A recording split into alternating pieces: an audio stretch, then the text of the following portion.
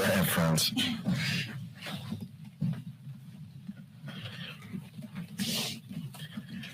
Good morning, good morning.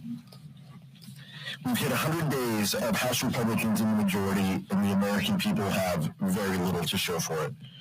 The steady progress we're making, jobs are up, inflation is cooling, and the cost of life-saving medications are down is a result of House Democrats working with the Biden-Harris administration.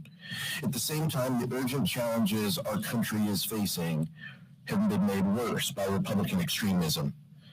Congressman Morgan McGarvey is here today to talk with us about the horrific shooting in his community and why we cannot afford to let House Republicans continue to put guns over our kids.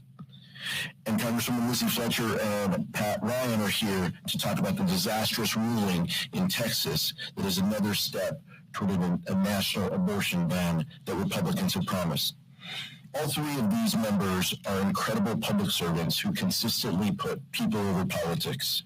House Democrats have a plan to address these two crises: pass common sense gun legislation and keep weapons of war off the streets and restore the rights that women have through the Women's Health Protection Act. And the American people are with us on these issues. In the next 100 days, House Republicans need to put aside their extremism and start governing on behalf of the American people. I'd like to turn it over to Vice Chair Ted Lieu. Thank you, Chairman Aguilar. Where's the Republican budget proposal? Democrats, weeks ago, put out a budget. President Biden's budget is going to slash the deficit by $3 trillion and continue to have America lead in 21st century. And President Biden has a track record of slashing. He slashed it by $1.7 trillion. We think it's a great budget proposal. Now, Republicans don't have to like it, but they got to at least have a counter. They have to at least put out what they want, or else we can't even negotiate. So I'll give you an analogy. It's like, let's say we're negotiating the price of a car, and you offer $27,000 for the car. And then weeks later, the other side comes and says, why are you stalling? And you're like, WTF, I just offered you. So we need to know what the Republican counteroffer is. And instead of working on that important issue, instead of trying to avert a debt limit crisis or working on the scourge of gun violence, what are they going to do? They're going to put on the floor of the House a bill to ban some transgender kids from participating in sports. This is not where the American people are at. And this is a creepy bill. The only way to enforce this bill is to empower school officials to inspect the genitals of kids. This is a creepy bill. Let's work on actual things that matter to American people: the debt limit, protecting Social Security and Medicare and Medicaid, reducing the scourge of gun violence. And we have Morgan McGarvey here from Kentucky, who's going to talk about reducing gun violence. Good morning. Thank you to Chairman Aguilar, to Vice Chairman Lieu for having me here today. 1 week ago, my hometown of Louisville, Kentucky was ripped apart by two mass shootings. The first was at Old National Bank, where a gunman walked in and killed 5 innocent people, injured 8 others, including LMPD officer Nick Wilt, who was still struggling after being shot with an AR-15 in his head. The grief didn't go away. Just a few days later, Louisville suffered its second mass shooting where 6 people were shot and 2 people were killed, including a 17-year-old boy in Chickasaw Park in Louisville. I am heartbroken for my community. We have lost moms, dads, children, spouses, friends, loved ones, our neighbors, to senseless acts of gun violence. Louisville is such a close-knit community. We are 1 degree of separation away from everybody. When we ask you what school you went to, we mean high school. I lost my good friend Tommy Elliott in the shooting at Old National Bank and knew several others who were shot or who miraculously managed to escape unharmed. There have been 160 mass shootings in 2023 alone. That is more mass shootings than there are days in this calendar year. We cannot accept this as normal. I was here in Washington, D.C. last Monday when news of the shooting broke. I happened to have my kids with me. I needed to get back to the district immediately, and so there was no sugarcoating it. And I said, I have to go, there's been a mass shooting. And all the color drained from my 5th grade daughter's face, and she looked at me and she said, oh no, which school? That shouldn't be the reaction from our children. And the next day at school, when my wife dropped her off, she looked back in the car and said, please be safe at work, Mommy. In what world is this normal, that we are dropping our kids off at school afraid for their safety and they are afraid for ours? Last week, tearfully at a press conference, Dr. Jason Smith, the trauma surgeon at the University of Louisville, said, we are weary.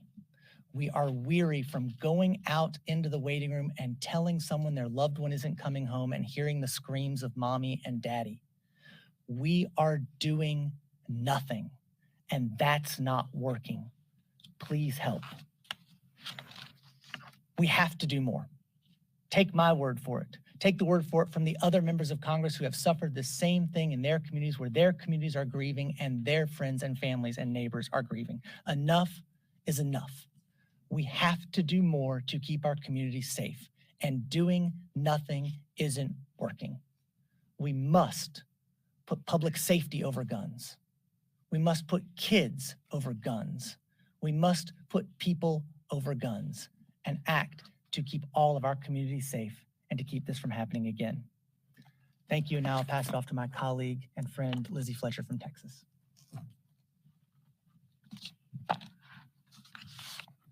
Good morning. With the unprecedented order issued in the Northern District of Texas, my home state of Texas is once again at the epicenter of efforts to take away our freedom to make our own decisions about our bodies, our families, our futures, and to deprive us of access to services, information, and care that enable us to do that. The Fifth Circuit panel's partial stay order of the Northern District order reinforces the dubious legal arguments in the lower court's ruling and deeply flawed opinion.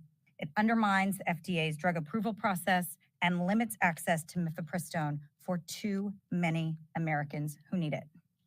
Now we await an emergency ruling from the Supreme Court, where the Department of Justice has taken action to defend the FDA's scientific judgment and to protect Americans' access to mifepristone and to safe and effective reproductive health care. The Supreme Court made the right decision to stay the prior court's rulings on Friday. The lower court rulings jeopardize the health, dignity, and freedom of women and families across the country in all 50 states. And that's why I am so glad to join my friend, Congressman Pat Ryan, in introducing the Protective Reproductive Freedom Act. Since mifepristone received FDA approval more than 20 years ago, women across America have used it for abortion care, including for miscarriage treatment. And it is used in more than half of all abortions in the states where abortion remains legal today. It is critical that we do everything we can to preserve and protect the FDA's authority to approve safe and effective medication in general, and this abortion medication in particular. The Protecting Reproductive Freedom Act expresses the sense of Congress that medication abortion was appropriately approved and is appropriately regulated by the FDA, and addresses the limitations reinstated by the court rulings requiring in-person dispensation of the medication. I want to thank Chair Aguilar and Vice Chair Liu for highlighting this important issue and this legislation, and I'm pleased to turn over the podium to Representative Ryan to tell you more about it.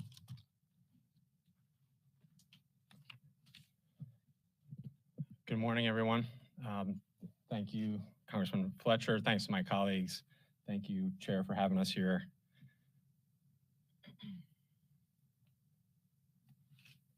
I love this country. I risked my life for this country, for the core American freedoms and rights that all of our previous generations risked their lives for, rallied for, protested for. And it breaks, being here, hearing this, breaks my heart. As someone that loves this country, that rights are being ripped away, that kids are being killed. This is a core issue of freedom. And the Democrats are proudly, clearly, unequivocally standing for freedom, in particular, reproductive freedom. And it's now very clear, they used to try to be subtle about it, but it's now very clear that the far right is hell-bent on a national abortion ban. And this is a moment where all Americans should be outraged that after centuries of advancing and giving more rights to our fellow Americans, we have people trying to rip them away. I have faith in the American people. We've seen this now in election and referendum after referendum, from Kansas to a special election that I unexpectedly, to many, won in August in New York, to Mary Peltola in Alaska, to a few weeks ago in Wisconsin. The American people want freedom, particularly reproductive freedom. Women don't want to be told by a politician or a doctor what to do with their bodies and in their private healthcare decisions. So I'm proud to stand with my colleague, Congresswoman Fletcher, with all my Democratic colleagues, and say we are for reproductive freedom, and we are going to have to double down and triple down in this fight, because just a few days ago in Florida, an even more extreme ban was passed, and we know that other states are doing the same. So I want the American people to know we are with you, we hear you, and we're going to continue to fight to protect your rights and freedoms. And thank you for the opportunity to be here. Thank you, Representative Ryan. Questions? Thank you, Mr. Chair. And this is a question for you and Vice Chair Lieu. Since both of you are part of the California delegation, I just want to get your thoughts on Senator Dianne Feinstein that two caucus members last week called for her to resign. Do you share their view?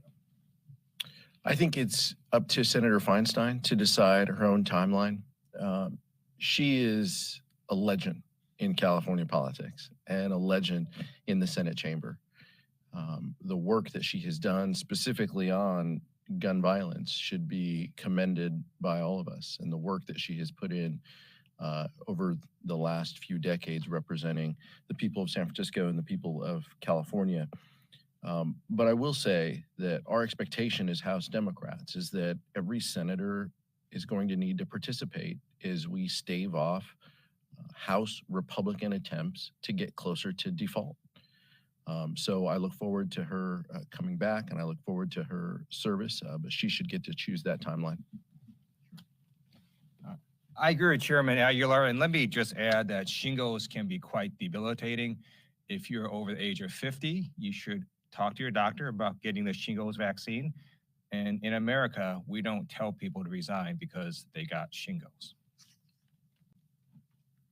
Question? Here. Some House Democrats' favorite House Republican, George Santos, announced he's running for re-election. Curious your reaction and the likelihood or possibility of Democrats taking back that seat next year. Obviously, that's probably a question better equipped for, I think I'd have stronger thoughts if we were across the street. But as somebody who occasionally looks at FEC reports, I think I'd like our chances in that type of election. But, broadly, George Santos is just one of the extreme individuals. He just has a less of a, comparatively, less of a passing relationship to the truth, and that's saying a lot to some of the others. But I think as we get closer to November, as we get closer to filing deadlines, I look forward to New York Democrats' attempts to win that seat and others within the state. But clearly it's a very flawed individual who's under investigation from a number of entities, and we'll let the political chips fall where they may. Vice Chair Lieu said that you all want to work on actual things that matter, like the debt ceiling. I'm wondering what conversations are you having with House Republicans, and are you facilitating talks between the House GOP and the White House? We have our plan. We have our proposal. President Biden proposed a budget. We're happy to have conversations about deficits and about our annual spending. Those conversations are perfectly equipped to be discussed in the Budget Committee and in the Appropriations Committee. That's what we do every year. We talk about how much we're going to spend. We set top line numbers. We empower appropriators in the 12 bills to go through and have those bipartisan conversations. Bless you. And then we go over to then we send it over to the Senate. And then where there's a compromise or a disagreement, we weigh through that. 3 times in the last administration, we avoided default. Democrats and Republicans, in a clean way, we had those bills. In the last administration, why is this any different? Why is it only different when a Democrat holds the White House that Republicans feel empowered to want to assault Social Security and Medicare and spending in a number of other areas? It's mind-boggling to me. So House Democrats stand ready and willing to engage and to have conversations in a bipartisan manner to stave off this crisis, this Republican manufactured crisis when the time comes. Chad. Yes, thank you. Going back to Senator Feinstein and what you both just said a few minutes ago here, can you walk us through the mentality of members? We've seen a number of members get sick, have various health issues. Senator Fetterman was just out for a couple of months here. But historically, and this goes back decades, that there's always been a resistance of members to step in and say to fellow members when it's causing a problem on the floor, causing a problem in committee, which is the case with Senator Feinstein, to intervene and say, hey, it might be time to go. You say it's not, worth having somebody resign over shingles, but what about the operational part of that, and why are members historically unwilling to intervene when it comes to that? I think we still are unwilling to engage when it comes to members' health. We have members in the House Democratic Caucus who have surgeries planned and have medical issues that need to be tended to. We give them the space. We send them the private encouragement that they need. We wish them back. Those are the things that we do as colleagues. What you have heard us say is no different than that. If there are members who say otherwise, you should talk to those members. What I'm here to say is, our expectation is that, our colleagues in the other chamber, do their work when it's time and when they are back and when they are healthy. We welcome back any of our colleagues. This morning at the House Democratic Caucus, we welcomed back Joaquin Castro, who had health issues, just like the Senate welcomed back Senator Fetterman. That's no different than what's happening here. If there are other members, you should take it up with those members. Anything else? Answered it well. Back. Thank you. On guns, Republican leaders are not going to bring anything to the floor. So with that in mind, what can you do as a minority? I understand that we're talking about that this morning in the caucus. Discharge position time, is this just a messaging debate that we've seen over and over in the past? Or should the Senate, which is controlled by your party, start pushing something to the floor? What do you want to happen? We want action. We continue to stand for action on this issue. I'll ask Congressman McGarvey to talk a little bit as well. But what I would say is, we also passed bipartisan gun safety legislation in the last Congress. One of the things we need to do is appropriate those dollars. Dollars that can go to states to help them stand up their red flag laws, those who aren't participating, dollars that can go to community organizations. Those are the types of things that we can do and that we should do in a bipartisan way. We all would like to do more. I personally would like to do more, but we understand the constraints in working in when the Senate needs 60 votes.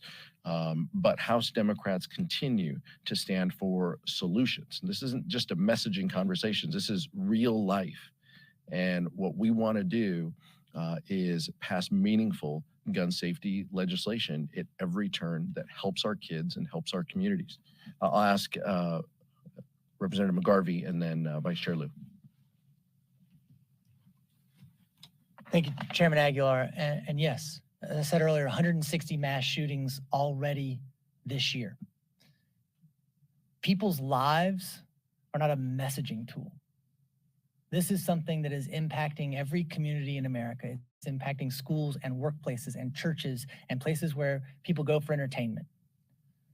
We made progress last year in the 117th Congress with the Bipartisan Safer Communities Act, and we need to build on that progress. 74% of Americans think that gun violence is a major issue. We just did a survey in my district where we surveyed over 3,000 people, and the number 2 issue was gun violence. This is before we had 2 mass shootings in Louisville, Kentucky. So we're trying to come up and find ways where people can meet us to do this. We know the American public wants universal background checks. We're trying to find ways to solutions that make people safer. And so this is not a messaging tool. This is not a messaging debate. This is as serious as people's lives, and making sure that there are fewer people and fewer communities that have to deal with the grief and the collateral damage that comes from gun violence. And I think we're going to do all we can to make that happen. Can I follow up real quick? You don't have a red flag law in Kentucky. Could these shootings increase the pressure or the momentum behind that effort in your view? I hope so. I was in the state Senate for 10 years before getting elected to Congress. I served as minority leader the last 4 I was there. One of my constituents, a woman named Whitney Austin, lives in Louisville, was walking into Cincinnati 4 or 5 years ago and was shot 12 times as she was going into work in the mass shooting they had in Cincinnati. She survived. She and I worked on a version of a red flag bill in Kentucky, the Crisis Aversion Rights Retention Bill. I had bipartisan support, and not just from Republicans. Sometimes in a state like Kentucky, you get an urban and a rural divide as well. I had rural Republican support for this bill that would give law enforcement a tool to temporarily remove a firearm from someone who is an immediate threat to themselves or to others. As more continues to come out on the shootings in Louisville. And I do know the investigation is dynamic, but more will be coming out. I hope that we can continue to build the consensus to have this tool, again, that keeps people safe. We need to have a holistic conversation on guns. If we're gonna have a holistic conversation on guns, let's face it, 60% of the gun deaths in this country and in my state come from death by suicide. And this is an area where those laws have proven particularly effective. We've got to find consensus there. We have to have the Republicans coming in and willing to work with us on these solutions to these problems that we can solve. I echo again the words of the trauma surgeon in Louisville. We're doing nothing, and that's not working. And we need them to come to the table and help us pass these laws that will keep people safe. Vice Chairman Lou. I think it's instructive to see what the Republicans did the day after the Covenant School shooting. So the Biden administration has a regulation banning basically pistol braces that make AR-15s more lethal and other guns more lethal. And the Republicans had a markup on a bill that was going to reverse this and basically make it easier for people to get pistol braces. So they canceled that markup the day after the shooting. But why would they do that? Because they believe that giving more guns and making them more lethal makes America safer. They would have held this markup and defended their position. They would have said, give us more AR-15s, more pistol braces, more guns. That will make everybody safer. They would have held that markup, but they canceled it. They ran because they knew that their philosophy is the wrong one, because it clearly has not worked. We need to do something. So House Republicans put a bill on the floor this week banning transgender women from participating in women's sports in school. You've seen a record number of bills in state houses rolling back transgender rights. How do you think this issue is going to play when voters go to the polls next year? And will House Democrats have a bill codifying transgender rights for women in sports as part of the plan? Well, let's talk about what this bill does. I mean, this is Republican culture wars going into our classrooms from Washington, D.C. There are already rules and there are already organizations who are taking the lead on this. The NCAA, the International Olympic Committee, both have guidelines and rules for participating in sports. This is about banning kids from playing sports. And as Vice Chair Lou said, ask our Republican colleagues how you're going to determine that. How are they going to inspect that? A lot of us up here, all of us up here have kids. A lot of them played sports.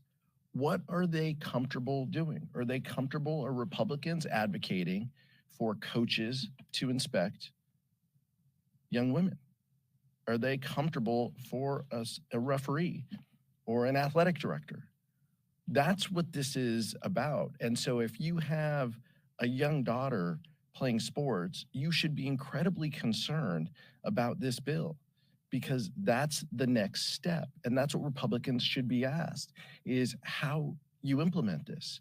What is the next step? And that's why Republicans have vetoed this. And in the House Democratic Caucus this morning, Mark Takano, as well as Whip Clark, read portions of Governor Cox's veto statement in Utah. He vetoed this bill, and I wanted to just read a passage. And he said, finally, there's one more important reason for this veto. I must admit, I'm not an expert in transgenderism. I struggle to understand so much of it, and the science is conflicting. When in doubt, however, I try to err on the side of kindness, mercy, and compassion. That's what we're dealing with. Republicans have vetoed these bills. Some Republicans, because they care about compassion. And by the way, the governor also said 75,000 high school kids participate in sports in Utah. 4 transgender kids play sports in Utah. 1 transgender student playing girls sports.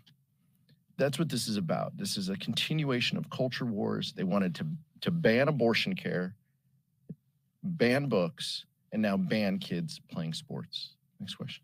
Quick follow-up on the debt ceiling. Where are you guys on the concept of a debt ceiling increase that is not clean, that has anything, big, small? I know you're not going to negotiate with me, and I don't want to negotiate you. But where are you? Could Democrats support, in theory, a debt ceiling increase that has something else on it?